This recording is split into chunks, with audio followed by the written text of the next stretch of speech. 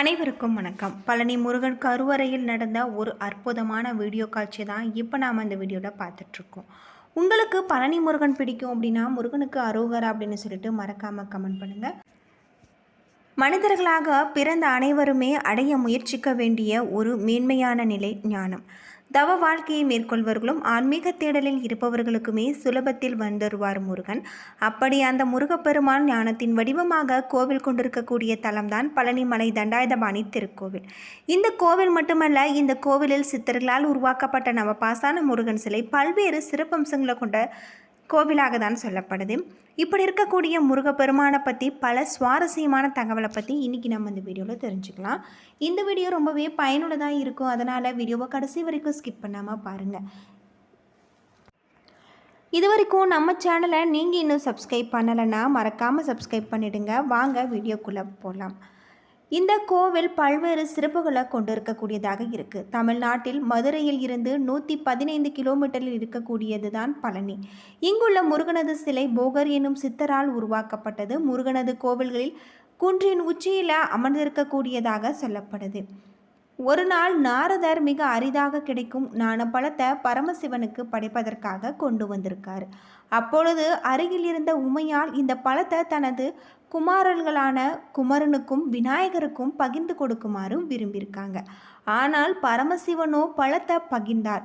அதன் தனித்தன்மை போய்விடும் என்று கூறி தனது மைந்தர்கள் இருவருக்கும் ஒரு போட்டியை அறிவிச்சிருக்காரு. அதில் உலகத்தை யார் முதலில் சுற்றி வருகிறீர்களோ அவர்களுக்கு இந்த ஞானப்பழத்தை பரிசாக தருவதென்றும் குமாரனோ தனது மயில் மீது ஏறி உலகத்தை சுற்றி வந்திருக்காரு. விநாயகரோ தனது பெற்றோரை உலகமாக நினைத்து அவர்களை சுற்றி வந்து ஞானப்பழத்தை வென்றிருக்காரு.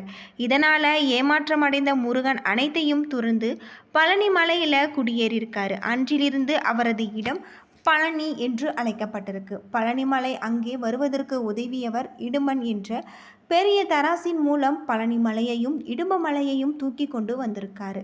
புராணங்களில் இப்படியான பெயர் காரணங்கள் வழங்கப்பட்டாலும் பழனம் என்ற தமிழ் சொல்லில் இருந்து அடிப்படையில் உருவான பெயரே பழனி. பழனம் என்ற சொல் விளைச்சலை தருகின்ற நிலத்தை குறிக்கும்.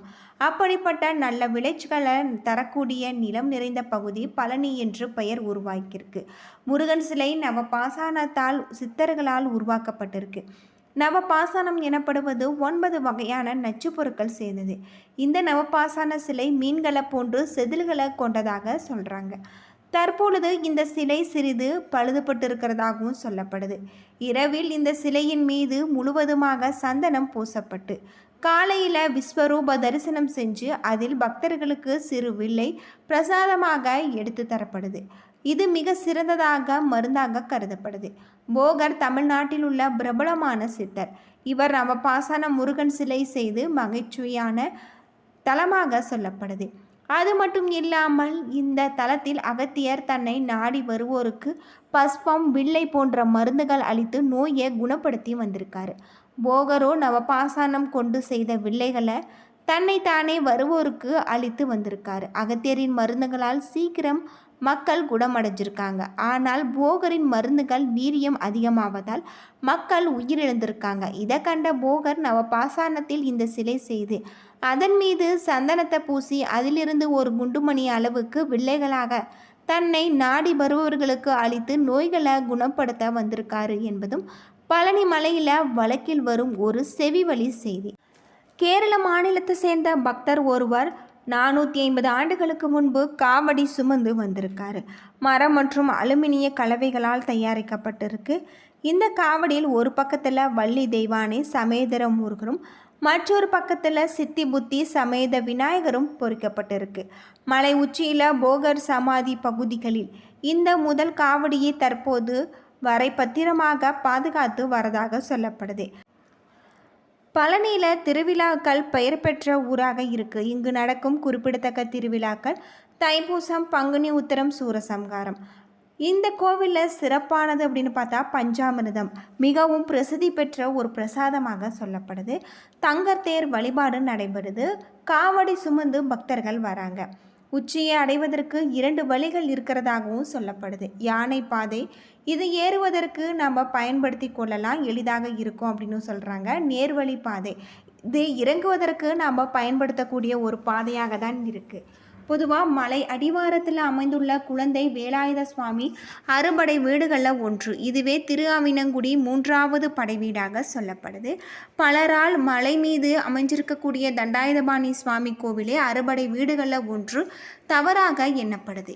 சங்க இலக்கியத்தில் 10 பாட்டின் முதல் நூலான திருமுருகாற்றுப்படையில் நக்கீரர் குறிப்பிடத்தக்கதும் திருஆவினங்குடி. இந்த சிலையை அபிஷேகம் செய்து கொடுக்கப்படும் பிரசாதம் பல்வேறு உடல்பிணிகளை போக்கும் அருமருந்தாக சொல்லப்படுது.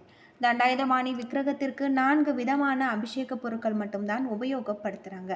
நல்லெண்ணெய், பஞ்சாமிர்தம், சந்தனம், விபூதி. பன்னீர் மார்கழி மாதத்தில் மட்டும்தான் பயன்படுத்தப்படுது.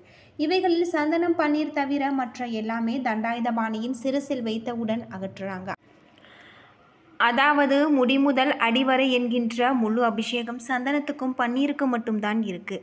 இதில் சிரசு விபூதி என்பது சித்தர் உத்தரவால் பக்தர்களுக்கு வழங்கப்படுகிற ஒரு பிரசாதம். இது கிடைப்பது மிகப்பெரிய புண்ணியம் அப்படின்னு சொல்லலாம். ஒரு நாளைக்கு 6 முறைக்கு தண்டாயுதபாணிக்கு அபிஷேகம் மட்டும் அலங்காரம் செய்கிறாங்க. இது 5 முதல் 7 நிமிடத்திற்குள் முடிந்து விடுகிறது. அபிஷேகம் முடிந்து அலங்காரம் செய்துவிட்டால் பின்னர் அடுத்த அபிஷேகம் வரை மாலை சாற்றுவதோ பூக்களால் அர்ச்சனை செய்வதோ கிடையாது. இரவில் முருகனின் மார்பில் வட்ட வடிவில் சந்தன காப்பு சாத்துறாங்க. விக்கிரகத்தின் புருவங்களுக்கு இடையில ஒரு பொட்டு அளவுக்கு சந்தன காப்பு சாத்துறாங்க. முன்னொரு காலத்திலலாம் சந்தன காப்பை முகத்தில் சாத்தி கொண்டு இருந்தாங்க. பின்னால் இந்த முறை மாற்றப்பட்டிருக்கு அப்படின்னு சொல்லலாம். தண்டாயுதபாணி விக்கிரகம் மிகுந்த சூடாக இருக்கும். இதனால் இரவு முழுவதுமே விக்கிரகத்தில் இருந்து நீர் வெளிப்படும். இந்த நீரை அபிஷேக தீர்த்தத்துடன் கலந்து காலை அபிஷேகம் நடக்கும்போது அங்கே இருக்கக்கூடிய பக்தர்களுக்கு பிரசாதமாக விநியோகம் செய்கிறாங்க. தண்டாயுதபாணி சிலையில் நெற்றியில் ருத்ராட்சம், கண், மூக்கு, வாய், தோள்கள், கைவிரல்கள் போன்றவை மிக அற்புதமான ஒளியால் செதுக்கப்பட்டது போல தெளிவாக இருக்கும். இது போகரின் கைவண்ணம். இந்த சிலையை சுற்றி எப்பொழுதுமே ஒருவித சுகந்த மனம் பரவிக்கொண்டே இருக்கு. இந்த சிலையை செய்ய போகர் எடுத்துக்கொண்ட நாட்கள் 9 வருடம். அம்பாள், அகத்தியர், முருகர் இவர்களுடைய உத்தரவுக்கு பின் தான் போகர் இப்படி ஒரு சக்தி வாய்ந்த சிலையை செய்ய முயற்சி எடுத்திருக்காரு. இதற்காக 4000க்கும் மேற்பட்ட மூலிகைகளை பல இடங்களில் இருந்து தேர்வு செய்து கொண்டு வந்திருக்காங்க. 81 சித்தர்கள் இந்த நம்ம பாசானத்தை போகர் சொன்னபடி தயார் பண்ணியிருக்காங்க. பொதுநல எண்ணத்துடன் செய்யப்பட்டுள்ளதால் காலமும் இயற்கையும் தன் சீற்றத்தை குறைத்து கொண்டு சித்தர்களுக்கு உதவி செய்ததாக இன்னொரு நுணுக்க தகவல் உண்டு.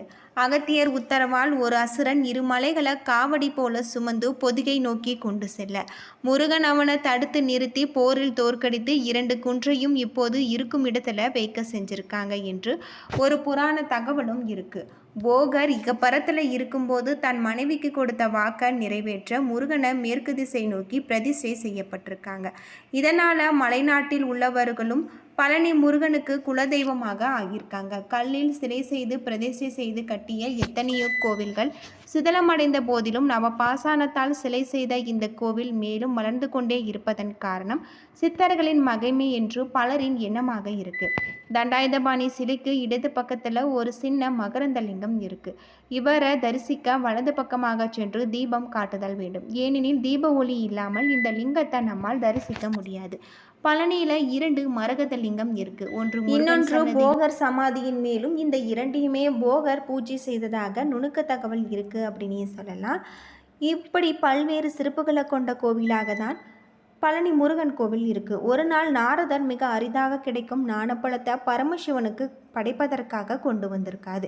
அப்போது அருகில் இருந்த உமையால் இந்த பழத்தை தனது குமாரன்களான முருகனுக்கும் விநாயகருக்கும் பகிர்ந்து கொடுக்கும்படி வேண்டியிருக்காங்க. ஆனால் பரமசிவனோ பழத்தை பகிர்ந்தால் அதன் தனித்தன்மை போய்விடும் என்று கூறிவிட்டிருக்காரு. அது மட்டும் இல்லாமல் இந்த உலகத்தை யார் முதல்ல சுற்றி வருகிறார்களோ அவர்களுக்கே இந்த ஞானப்பழத்தை பரிசாக வழங்குவதாக சொல்லியிருக்காங்க. குமாரனோ தனது மயில் வாகனத்தில் ஏறி உலகத்தை சுற்றி வந்திருக்காரு. விநாயகரோ தனது பெற்றோரை உலகமாக கருதி அவர்களை சுற்றி வந்து ஞானப்பழத்தை வென்றிருக்காங்க. இதனால் ஏமாற்றமடை முருகன் அனைத்தையுமே துறந்து பழனி மலையில் குடியேறியிருக்காரு. அன்றிலிருந்து அவரது நின்ற இடம் பழனி. பழனிமலை அங்கு வருவதற்கு உதவியவர் இடுமன். அவர் பெரிய தராசின் மூலம் பழனி மலையையும் இடும்ப மலையையும் தூக்கி கொண்டு வந்திருக்காங்க என்று புராணங்களில் சொல்லப்பட்டிருக்கு. என்ன நண்பர்களே, இந்த வீடியோ உங்களுக்கு பயனுள்ள தகவலை தந்திருக்கும்னு நினைக்கிறேன். வீடியோ பிடிச்சிருந்தா லைக் பண்ணுங்கள், ஷேர் பண்ணுங்கள், கமெண்ட் பண்ணுங்கள். இது போல தகவலை தெரிஞ்சுக்க நம்ம சேனலை மறக்காமல் சப்ஸ்கிரைப் பண்ணுங்கள். நன்றி நண்பர்களே.